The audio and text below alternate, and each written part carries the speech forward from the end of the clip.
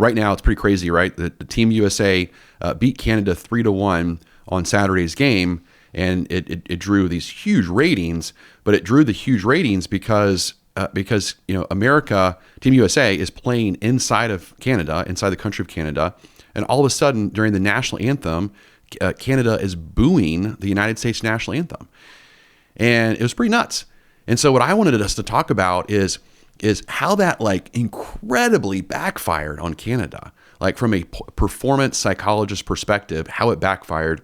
And then I wanted to talk about how we can actually teach business owners and teach sales managers how to kind of use that same kind of performance psychology, how we can use that to teach the sales teams to actually to be like Team USA, right? Like how to make that happen. Sound good? Yeah, sounds great. It's pretty crazy, right? So, okay.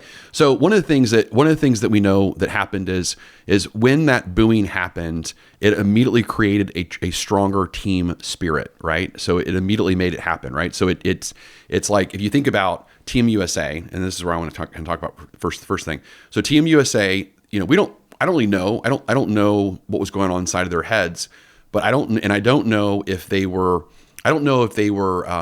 seen as individuals or they really were a team. But one of the things that happened is as soon as Canada immediately started booing, it took all those individual players on Team USA and it united them as one. Heck yeah, this is like siblings that fight. Like, again, I don't know any of the players on the team. I love hockey, by the way. My favorite present I ever got you was going to hockey games. I need to do that again for gifts for you. It was a very fun game. I love hockey and I love fighting. I think I love watching men fight. Anyway, but think about like siblings, like you're fighting each other. Like, and again, I don't know, maybe they weren't fighting each other, but the number one thing that makes you bond with your siblings is if like somebody else from the outside talks crap about your sibling. You're like, you're not in our family. You don't get to do that. Like we can talk crap about each other, but you can't do that. So I mean, we see that all the time in different areas, right? Yeah. So it's like the whole enemy of my enemy is my enemy, or enemy is my enemy. How do you say it? Okay, enemy of my. How do you say it? The enemy of my enemy is my friend. There we go. Totally messed that one up. Okay.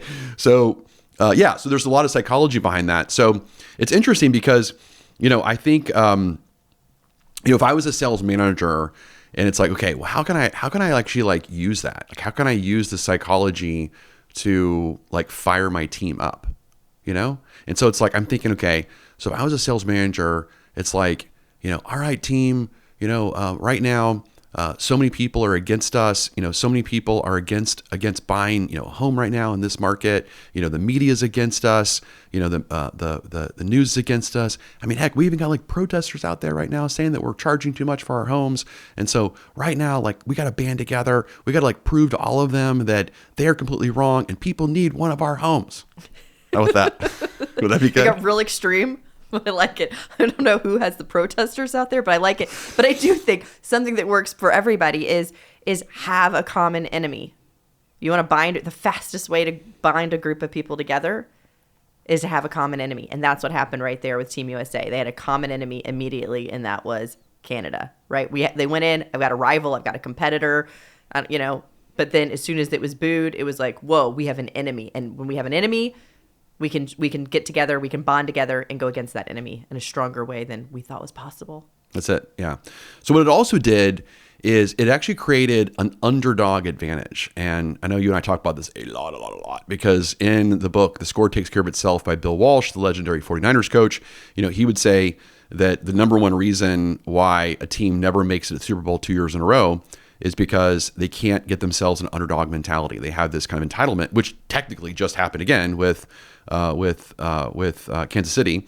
Is we thought it was very possible they were going to be the first team in the history of all teams to actually win 3 Super Bowls in a row, but they weren't able to do it, and it's because they choked. It's because there's something in their mind. Maybe they got in the game. They thought they were entitled to win. They thought that the Eagles were a worse team. I don't know what happened. I don't know what goes on in those locker rooms, but that's what psychology says. The psychology was the coach was not able to get the Chiefs to be in that underdog mentality.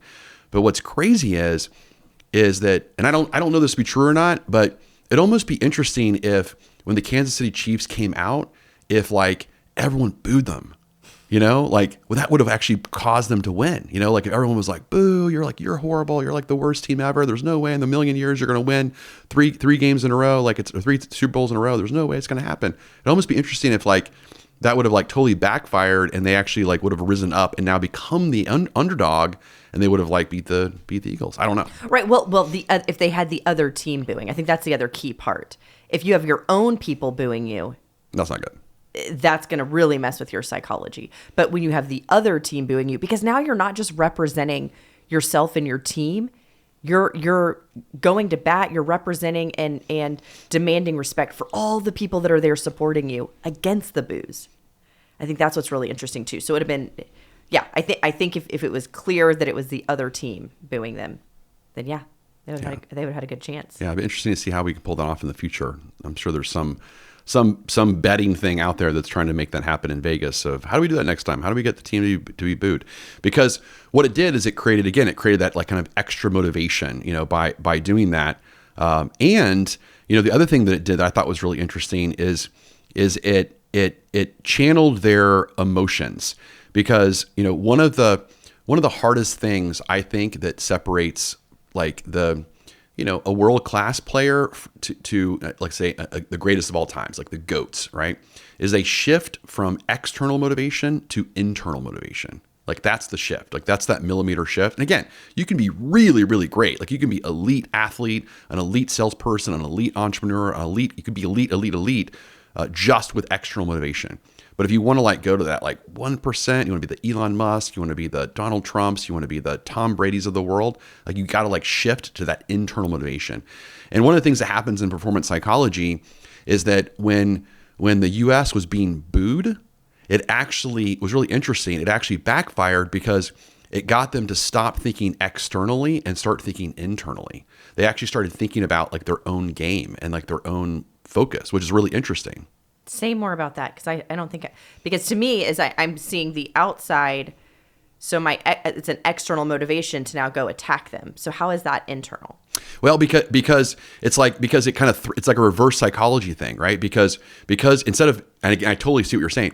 So instead of saying, okay, I'm here to beat you, it's like, you know what, like everyone's against me, and so I'm just going to actually like funnel out. I'm just going to kind of play my game. Oh, right? because I have to block that all out now. There you go. Yep. So the only option I have is to go within. Yep. Oh, okay, that's interesting. Yeah, because at that moment, and again, I don't think that will probably be true on like an amateur level, but when you're at the Team USA, like pro level, it's like the only mechanism you can actually like the only thing you can do at that moment, right, is you can say, you know what, I have to block out the noise externally and I have to go internally. I'm sure if you're like, if you're like a 8th grade soccer team or something, and then you're getting booed, then all you're going to think about is the external booing, right? Yeah. That's going to probably totally mess you up. So you're saying that we need to clear the mechanism. We need to clear the mechanism. That's what we're doing.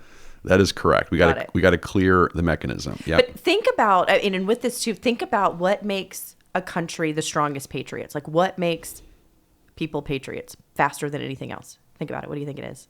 I think just being united, like having a common enemy.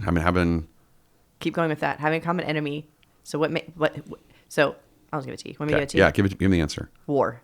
Oh, there you go. War creates patriots. Mm-hmm. Faster than anything. You want to unite a country, go to war against somebody else. And you have, it's not. And now they have a common enemy. So that's where they're coming. Because I remember I was a freshman in college in 9/11. I started college in 2001. And I remember that spring break. And I never seen this. And these are college kids, right? And so college kids, I've always been independent. I've always been pretty center. At that time, I was more left-leaning center, as were all of my friends. And even in that whole environment, how many American flags were everywhere? I remember being at spring break and just the random starting of chanting USA, USA would just start, and then it would go on and on. And you couldn't hear anything else, and it really went on too long, honestly. 'Cause you couldn't think or do anything else. But it was so much patriotism around that, and so I think in this hockey game we got this little blip of it as well too, of bringing everyone back together. Yeah. When you said that, it makes a lot of sense, because I know I've seen a lot of documentaries and a lot of conspiracy theories, which we can totally go down, that so many of our wars, from a conspiracy perspective, like the Gulf War and even 9/11 and so many different wars, were because there was an election coming up, right? There was an election coming up, and the current president needed to make sure they got reelected, and it was like, hey, let's go to war, let's unite the country, let's make sure we're all around the current president so they get reelected. Yes, I agree. It's pretty crazy. It's pretty crazy that actually happens. Okay, so let's talk about, from a sales manager perspective. It's there's so much that we need to make sure that we're always doing when we're inspiring our sales teams. Is that, let's make sure that we're creating, again, that common enemy. Let's make sure that we're uniting the team together. So this is so important, right? If you have, like, salespeople are tough, right? It's salespeople are, sometimes a lot of prima donnas. They're very confident in themselves, sometimes arrogant. That's what happens, right? At the same time, they're competitive. And so one of the biggest mistakes we can make is you take that competitive, like highly persuasive, like alpha kind of personalities in a sales team, and we definitely don't want them fighting each other. Nope. Like, that is one of the first things you can do to, like, really kill your business. And so what we're learning from this is that is sometimes you need to, like, kind of create a war out there, right? You need to, like, take a playbook and you need to create a war, and you need to make these people unite against the enemy and not against each other. Right. And there's different levels of consciousness. Going back to spiral dynamics, the different levels of consciousness, there's different levels of consciousness in that too. One is that I have an enemy that is the competitor.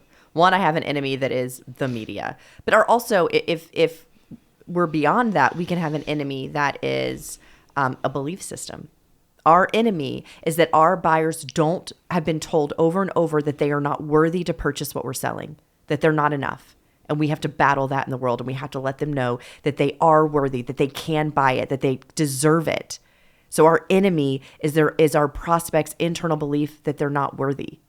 So it doesn't have to be at the competitor. Now, that's the easiest, right? The easiest, that's going to have the most people that are aligned. That's kind of the more base consciousness level. But we can use the same concept and go up in consciousness to other levels as well.